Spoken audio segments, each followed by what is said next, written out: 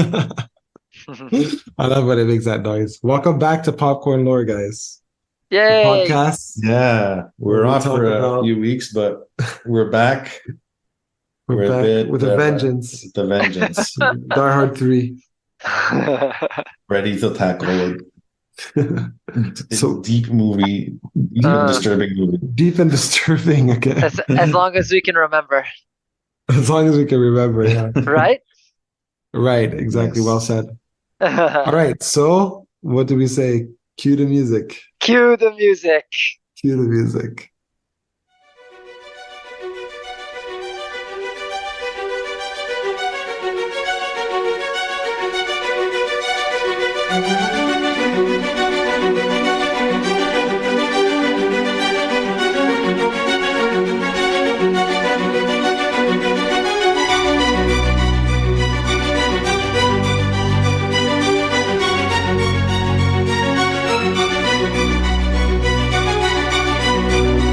Living a dream, kid.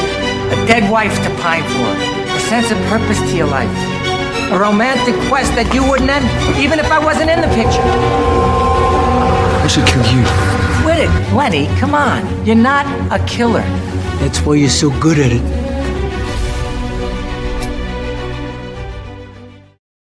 And we're back. And we're back. That was some lovely music That there. was some lovely It's music. so yeah. good. So great, so epic. So yeah, welcome back to Popcorn Lore, the podcast where we talk about everything to do with our favorite movies and the lore behind them and the making of them. So today we're going to talk about, what are we going to talk about today, Tony? We are going to talk about a movie called Memento. Memento. Okay. Ooh. And that's by, who directed that again? Orson Welles? Not close, but it's Christopher Close, eh? Nolan. That was close, okay. Christopher Nolan. I forgot, Oh I yeah, tend to forget these things. Okay, so Memento was released in 2000, correct? that's right. So just having a look at what was happening in 2000. Actually, when I was doing this this research, I found it was really interesting year because a lot of the movies that came out in the year 2000, at the time when you would watch them, they were good movies, but they weren't like, oh, I didn't think they would be like very memorable. Yeah. But looking back at the list, like I was quite surprised by the amount of movies that are actually very memorable and that you look back now and say like they're looking at cult these classics. movies, and you can name a few of them here. Yeah, so right off the bat, I mean the movie that we're talking about today, of course, Gladiator, which I right away that was memorable. I won't lie, like I knew right away. American Psycho, one of my favorite movies. Mm. The movie that won the Oscar that year, Traffic. It was good, it was great, but like at the time it was really good. But like looking back compared to some of the other movies that I'm about to name, Snatch, Requiem for a Dream, Unbreakable, Boiler Room, you had The Beach as well. You had even movies like, Remember the Titans or like any of those kind of movies. X-Men also came out during that time. Almost Famous, Aaron Brockovich. Wow. It's quite a good year for movies, I Yeah, would this is say. a great year for movies. Looking back at it, like at the time, even international movies like In the Mood for Love, for example, like at the time when you're watching these movies, I didn't really, like I said, I didn't think they were going to be like memorable, let's say. But looking back at the list, like yeah, they became cult classics for sure. Any of those movies bring back memories or stand out for you? Yeah, like all of them, like Requiem for a Dream, Traffic, Gladiator, Castaway. I just find that these type of movies, what sense I get from them is that the script is really strong. Mhm. Like they're very well written to be deep scripts with interesting plots, interesting story, deep story, and that might be different than what it is today with most of the movies. I don't know. I don't watch all.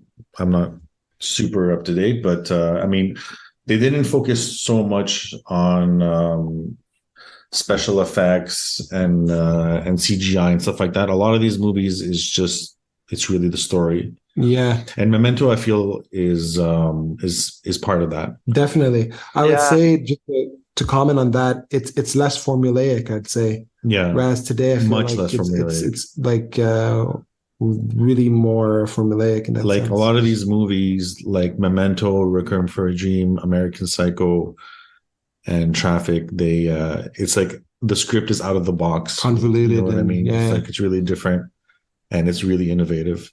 yeah. Even Snatch.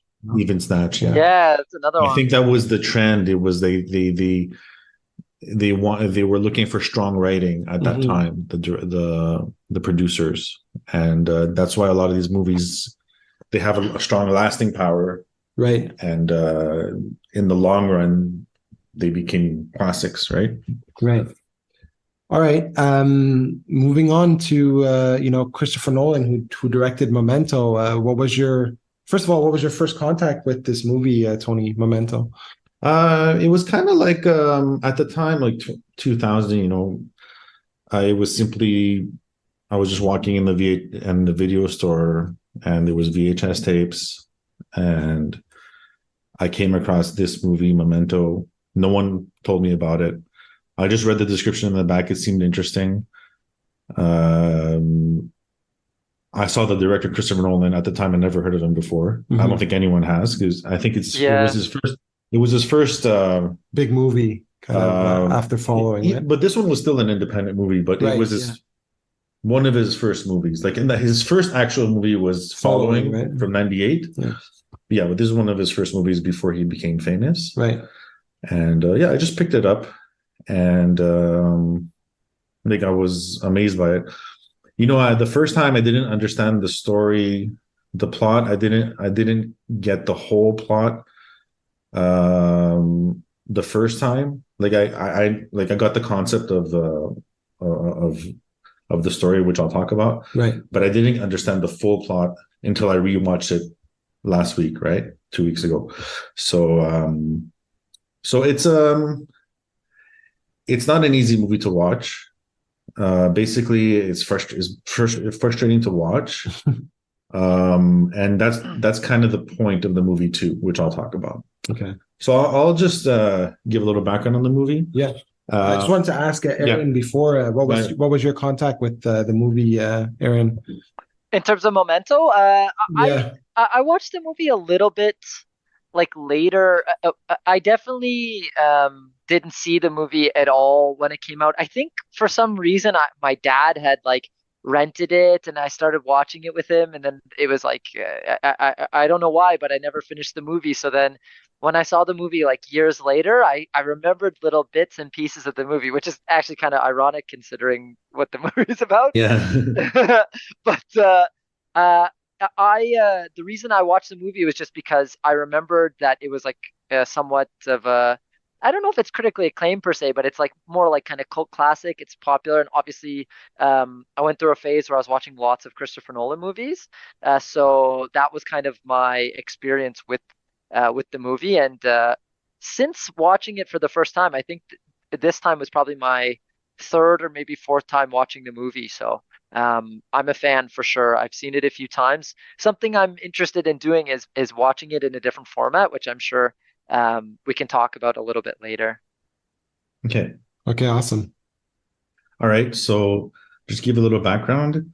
Basically, the movie was based on a short story from Jonathan Nolan, Christopher Nolan's brother, called Memento Mori.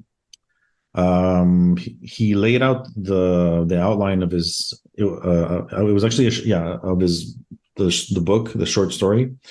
And correct me if I'm wrong, that's like a famous Japanese saying or something, like Memento Mori. I didn't look. I Maybe didn't Aaron research would that know, part. or- I didn't research that part. It's tough. I don't know, to be honest. I know Mori. It could be a lot of things. I'm not sure, to be honest.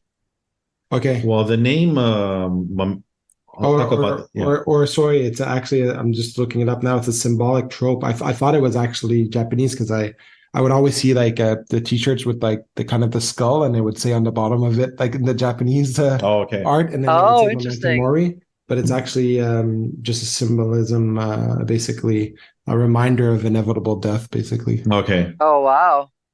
Okay. Well, maybe that was one of the reasons he chose the short story The title. for that. Mhm. Actually, speaking of that, Memento was chosen. The title Memento of the movie was actually chosen by Christopher Nolan, and it was based on Funes the Memorious. It's a book from Georges Louis Barges, and the book is actually the opposite of this movie. It's about a man who remembers everything in detail, Oh, wow. and he's tormented by it, and that's what the movie's about, and that's where he gets the name from, Memento. Interesting. So basically, the short story wasn't written yet, Mhm. but he had the idea one day in 1996. Christopher Nolan and Jonathan Nolan, they were taking a cross-country drive from Chicago to LA. And basically, Jonathan pitched the story to Christopher during the drive. And Christopher right away fell in love with the concept. So basically, they worked simultaneously.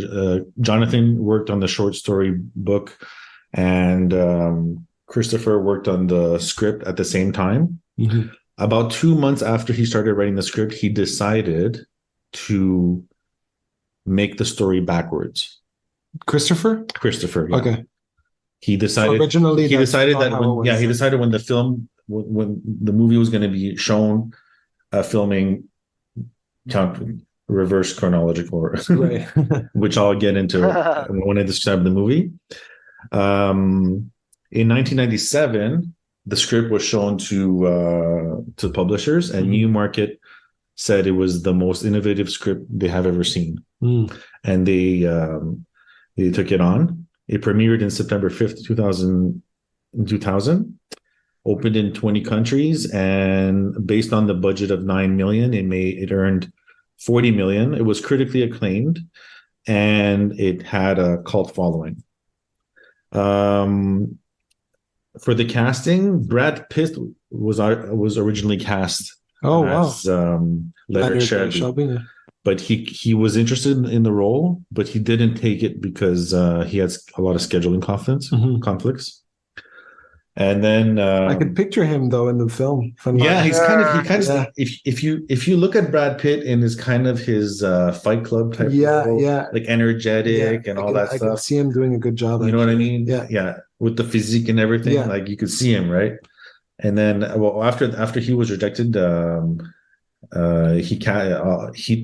Christopher Nolan decided, okay, if it's not going to be Brad Pitt, I don't want any A-list actors. Okay. We're going to go with more B-list actors and actually lower the budget of the movie. So out of everyone, he was impressed by Guy Pearce the most and decided to cast him. And then, the rest of the cast, Natalie was cast by Carrie-Anne Moss, and she was in Matrix, right? Yeah, actually, there's a Matrix connection in this movie because there's also Cypher, the actor who plays Cypher in the Matrix. Okay, that's Hetty. Yeah, John Pantoliano. I think so it's kind of. I'm not so familiar with the Matrix. It's kind of, there's kind of like a Matrix thing going on. Yeah. And so basically, it was after the movie did well. One of the people that rejected it, Miramax, aka Harvey Weinstein. Our hatred for Miramax. Yeah. He rejected the movie. He said this movie is going to be garbage. No one's going to understand it. I can't cut it. I can't edit it. No one can understand it. How can I edit it backwards? No one's going to understand it. And then when he started doing well, he actually regretted the decision. Of course. And he wanted to buy it back. Okay. He wanted to offer to buy it, which didn't happen. Then it got DVD released, and the DVD actually has 4 different endings. Okay. Oh, that I wasn't aware of. Yeah. And wow. Does that significantly change the story? And actually some DVD, it might be in a different country, but some DVDs offer offer an option to watch the movie chronologically. Yeah, really? I heard. It's like edited backwards. Chronologically. Yeah, so that's what I had mentioned is I wanted to watch. There's some edits of the movie where where they've basically edited it so you can watch it backwards, which essentially is the correct, the chronological order. With our technology, us with just Windows Yeah. Media Player, we could do it ourselves. Right? Yeah. It's not the hardest thing to do. Yeah. But Yeah, back fair then enough. there was no Yeah. you could only do it by DVD, right? But that kind of I feel like that kind of takes away from But it does take away. I think it definitely takes because away. that's the whole point of the Because movie. when I'll Yeah. describe the movie and I'll explain that it's kind of necessary. Mhm. So basically, now going on to just giving you a brief synopsis of the movie. It's a movie about a man who has a sort of anterograd amnesia, which is basically he could recall his life up to a certain point, all the past memories, but he has short-term amnesia. He can't remember anything that happened in the short term, and he can't make new memories. Right.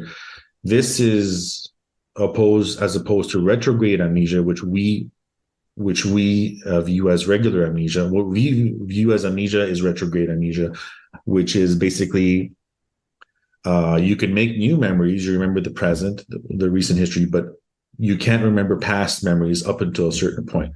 And this might be a stupid question, but this condition actually exists? Yes, it does. Oh, exist. wow. Okay. Basically, it can be caused by benzodiazepine drugs. It could be caused by traumatic brain injuries, PTSD. Mhm. It could be caused by all these things, but this disease, I think retrograde may be more common. Right. But both of these diseases exist. Mhm. However, they're not always as pure, right? The anterograd amnesia is not always like you can't remember anything present. Mhm. Sometimes it's a mix of both. Sometimes you remember a bit of the past. You can make new memories to a certain extent. It's not always as black and white, Right. but the black and white version does exist. Interesting.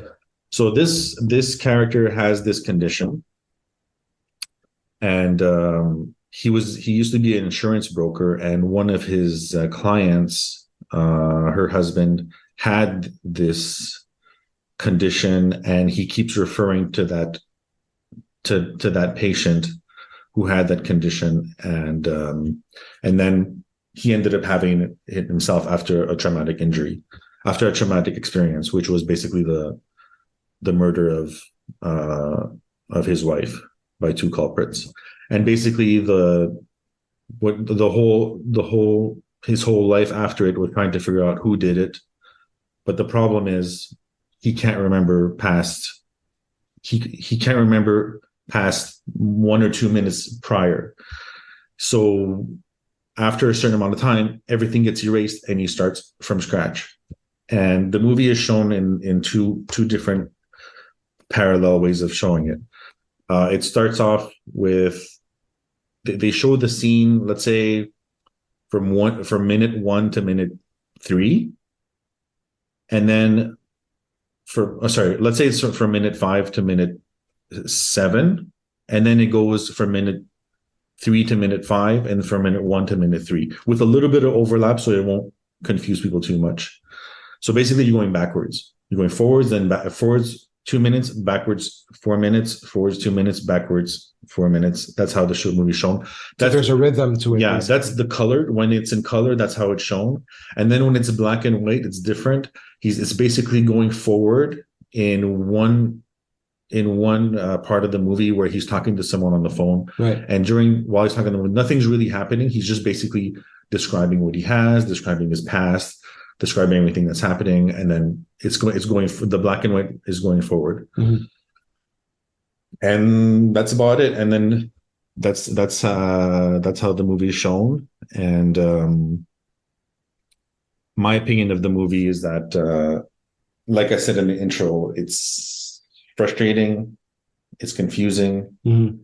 it's frustrating, and basically, I think Christopher Nolan, that's what he wants us to feel.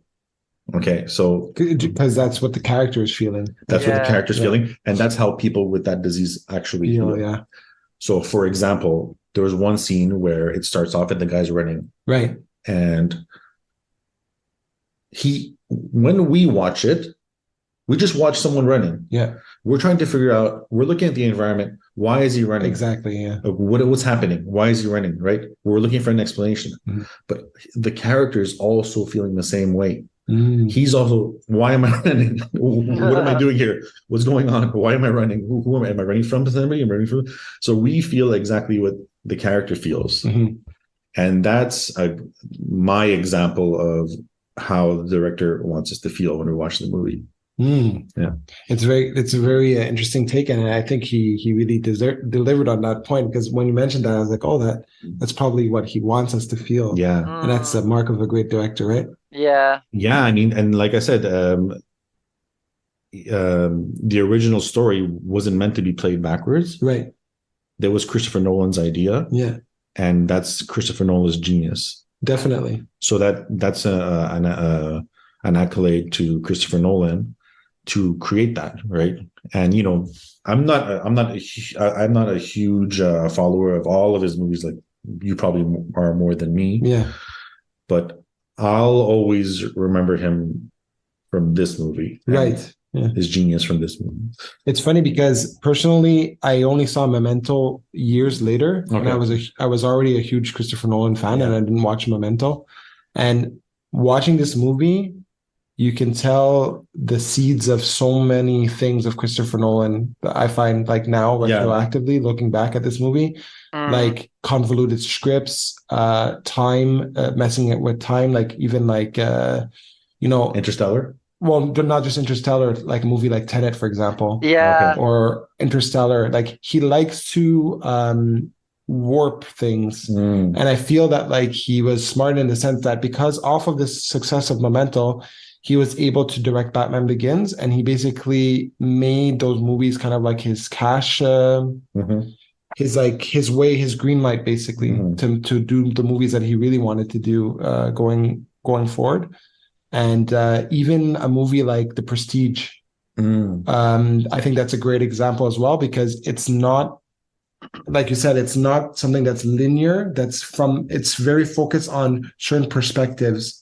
It's not, like you said, it's not a movie that we follow one character. It's very to the point, But even The Prestige, it might not have to do with memory and time as much, but it has to do with copies of you being created, and exactly, yeah. So a concept that's very alien. Yeah. And how do you feel about that? And what if you face it? And can you kill it? And it's like, he makes you but I was talking ask those questions, Yeah. And I think that's I saw an interview with him, and he was saying he wanted to be a director like that because Stanley Kubrick was like that. And Stanley Kubrick movies, the reason why they're so classic and so memorable is because they're movies where when you leave the theater, you actually have to have a discussion with another person to really bring out the ideas of the films. And those are the movies I think that really last and make impressions on people.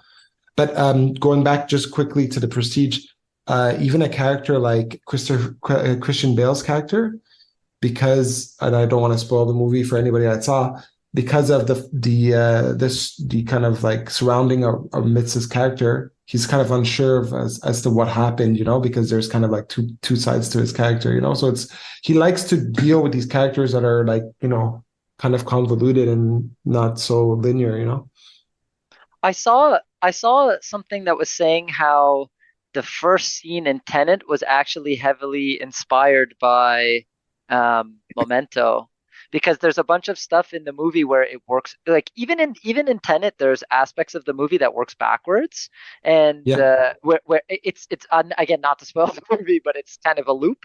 You know what I mean? So apparently there's things where like it works backwards, and they were saying basically that a lot of the movies that he does, like his inspiration is that he wants to design the movie in a way where you have to watch the movie multiple times in order to actually like get the full experience. And when you think about stuff that way, like basically almost all of his movies are super convoluted, maybe so that you have so many things you have to uncover that it takes multiple viewings in order to get like the max experience. You know what I mean? Definitely. And I think that's why I feel that like in a lot of ways, Inception is kind of like his magnum opus, because it's like basically everything that he's wants to do on film. He has like the script that's like that. He has the characters that are like that. He has the the world building that's like that. So Inception is like, that's why I said, like, when I look at Memento and I look at like Tenet, or I look at Inception, or I look at Interstellar, or I look at like some of those movies, like even The Prestige, I can see like the seeds of him. But what did you guys feel or take away from Memento after you saw it? Well, personally, it left a big impression on me because, well, twofold, just for the movie itself, but also because of liking Christopher Nolan's films afterwards. There was a tremendous amount of sadness I felt in the movie, especially not just for Leonard. It also showed me, especially with mental health issues and things of that nature. How Maybe the story about the patient. Yeah, exactly. It was like, Yeah. it was there's some deep things happening in the movie, and just on those subjects alone, it really marked me in that regard. What about you, Aaron? So the very first time I saw the movie, and then at the ending, I was super confused about what happened. Like for me, so for me, I swear to God, the first time I saw the movie, so luckily it was during the era where it's like digital era, I went back and I think I watched the ending like 4 times to like fully try to understand everything that was going on. And then, but something that's cool at least too is like, for movies that are like this, you can go on like a forum, so you can go on Reddit and get people's takes on like what do you think actually happened in the ending, and kind of some like high level ideas about the stuff. So my impression essentially was like, once I finally understood what happened, and then once I understood some nuance of what maybe could have happened, I thought it was a pretty brilliant movie. There's definitely a lot of sadness. It makes me not like Lenny as much, because like I felt like, it's funny You watching mean Teddy the movie. or Lenny? Teddy or Leonard, the main character, right? oh, Leonard. Okay, Yeah. So it made me not like him as much because he had the opportunity to like, he had an opportunity to change or be good, or like, and he's got so many opportunities to kind of reset his life, but you realize eventually that he's not really, he's not a good person, and that he has to keep on chasing this idea or this dream or this want to find his wife's killer, when in reality, like, maybe the bad guy all along maybe was him. You know what I mean? So I don't know. Or maybe like he already killed them, or they already caught him. But I said at a certain point he had a choice whether to accept it, or to keep believing his lie. Yeah, and basically he can't move on. He burned the evidence, and he decided to keep playing the game. Yeah, exactly. Yeah. One elephant in the room that like we didn't address was the tattoos. Right. Like we didn't bring those up, and I think they're kind of critical to the plot. Important. Because he tattoos things on his body to remember, right? Because of his short-term memory loss. And he also writes, I think, handwriting in a different way on pictures, I think. That's one of the methods he used to not trust people, from what I remember in the movie. Yeah. Is that true? Yeah, because I remember he had a picture and he writes a certain different way so that he doesn't trust Carrie Ann Moss, I think. Yeah, he tries to make it so that it's his right. It'll either be his writing, or he'll do it in a way so that he has to make sure that he recognizes his writing, so that if somebody were to like forge or something, he can identify that it was him that actually thought that. But obviously, it leaves it open for him to be manipulated, which you see multiple times during the movie. Yeah, I think that's a big theme of the movie too. Manipulation. It's huge. One of the reasons, especially Carrie Ann Moss. Especially, she's the worst. Like, I don't remember, because I didn't like at first you see her and you're like, oh, she's got this is a great person, and she's helping him out. Like, completely, wow.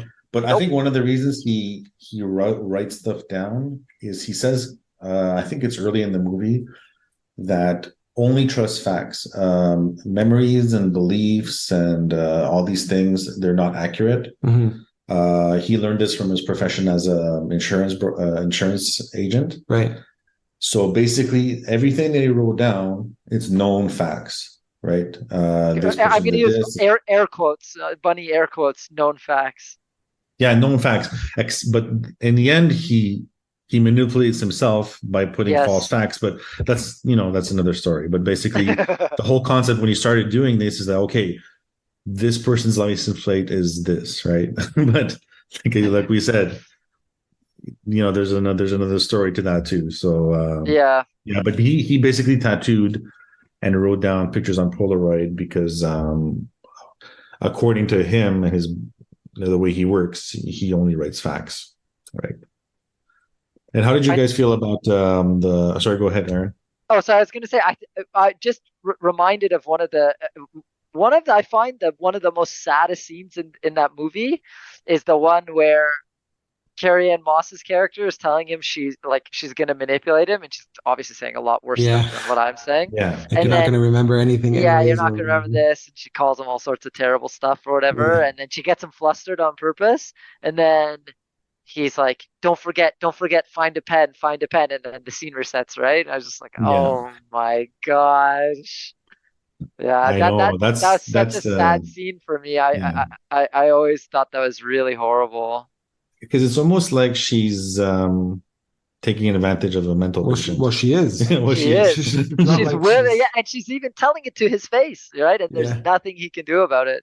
He yeah. also made, for what it's worth, he actually somewhat deserves some of those things too, to be fair.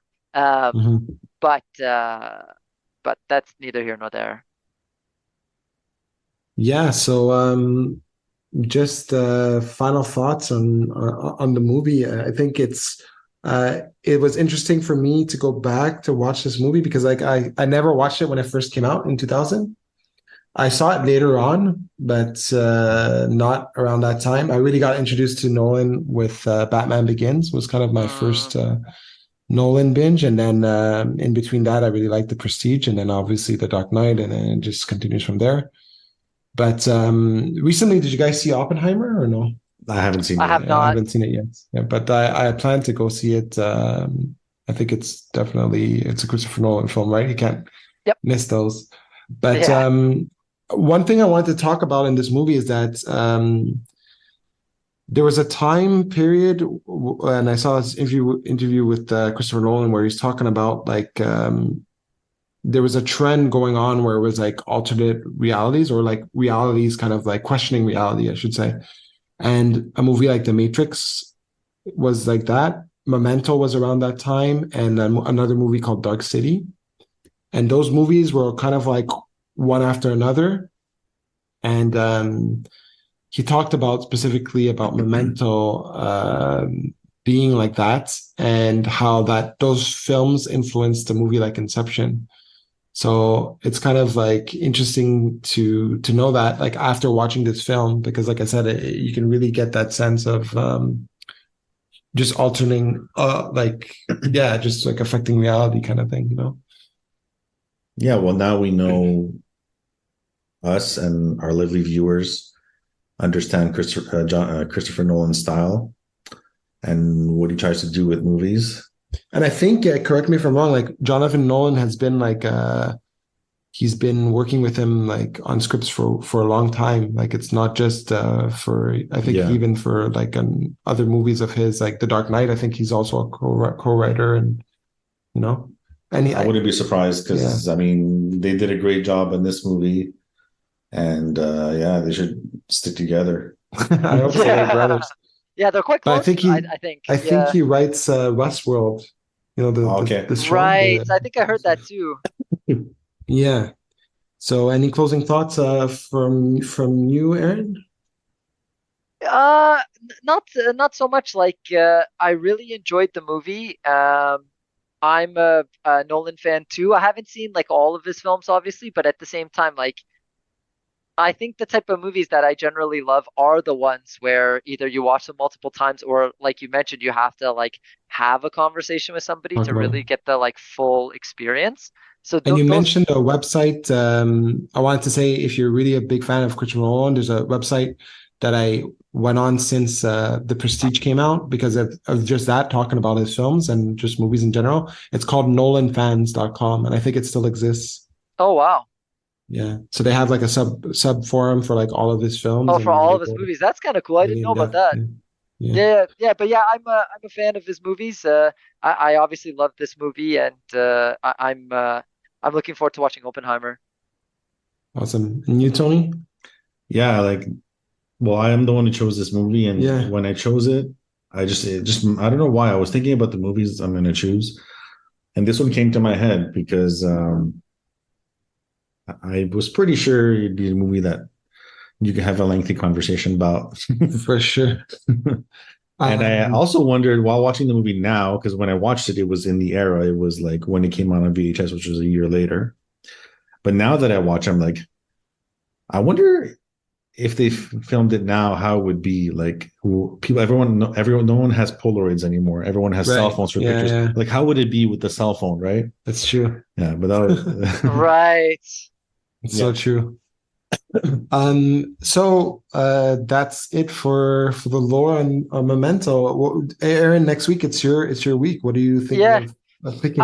I'm in between two films right now. Okay. Both definitely gonna do an anime one. I'm Okay. thinking of either doing something like a classic like Akira, or there's another a director that I really like, and I'm thinking about maybe it's called The Girl Who Leapt Through Time. So I'll let you guys know what I Oh, end okay. up picking. Yeah. I'm thinking probably the latter because I think CJ, I think we've seen Akira probably enough times, but we'll see what happens. Okay, awesome. Well, that's another episode down, boys. Yeah, Thank you for still not listening to canceled. Still Not Canceled. CBC hasn't CBS, was it? CBS hasn't canceled us yet, Tony. Thank you for listening, guys. And as always, if you like our content, feel free to shoot us an email. All right, cue the music, boys. Cue the music. Peace.